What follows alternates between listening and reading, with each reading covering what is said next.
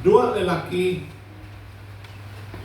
akan bekerja bersama di ladang. Satu akan diambil, satu lagi ditinggalkan. Dua wanita akan menggisar tepung di kilang. Yang satu akan diambil, yang satu lagi ditinggalkan. Bila saya membaca komentar-komentar Alkitab mengenai dengan ayat ini yang saya temui.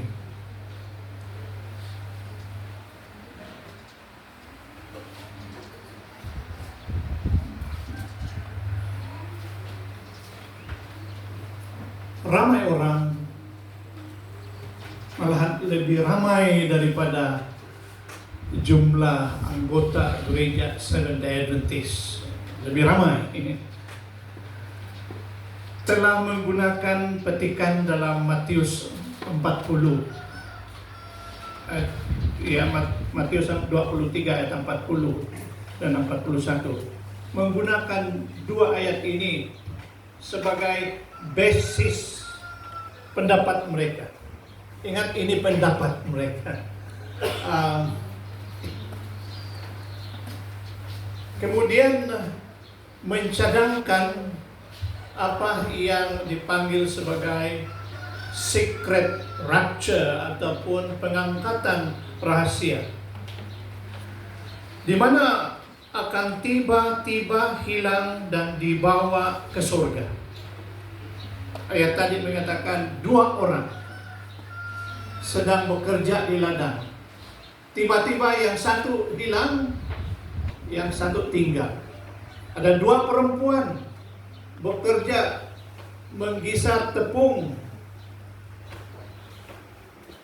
Tiba-tiba satu diangkat atau satu hilang, yang satu tinggal.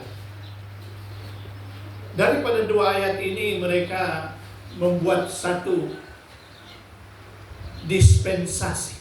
Oke, itu perkataan dispensasi. Kemudian mengatakan akan ada pengangkatan secara tiba-tiba ke surga.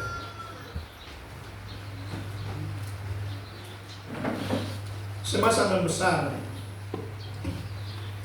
saya kadang-kadang melihat stiker atau bumper yang dilekatkan pada kereta, memberi amaran bahwa sekiranya berlaku pengangkatan, kereta ini akan menjadi tanpa pemandu. Iya. Tiba-tiba diangkat, pemandu yang diangkat, jadi kereta itu tinggalkan tanpa pemandu. Tetapi apabila kita membaca petikan dalam konteks yang sebenarnya, ada kesilapan di situ.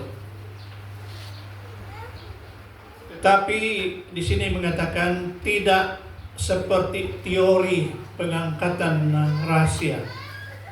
Hari Sabat terdapat dalam Alkitab dan telah diajar dan diperhatikan dalam Alkitab dan sepanjang sejarah.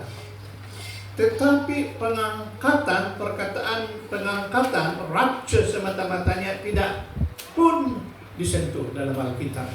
Ya, pengangkatan rahasia tidak diajar sebelum 1830-an. Dan pada waktu itu juga doktrin mengenai dengan hari Sabat mulai muncul. Tapi seorang ini, tak payah saya sebut namanya sebab mungkin sensitif kepada beberapa orang. Dia membuat satu andaian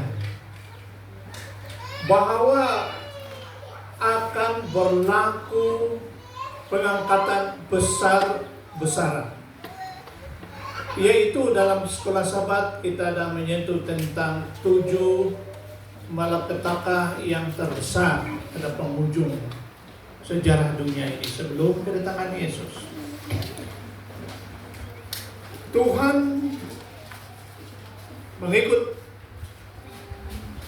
orang tersebut. Dia kata Tuhan tidak mau melihat umat-umatnya terjerumus di dalam penganiayaan, di dalam kesengsaraan dan sebagainya.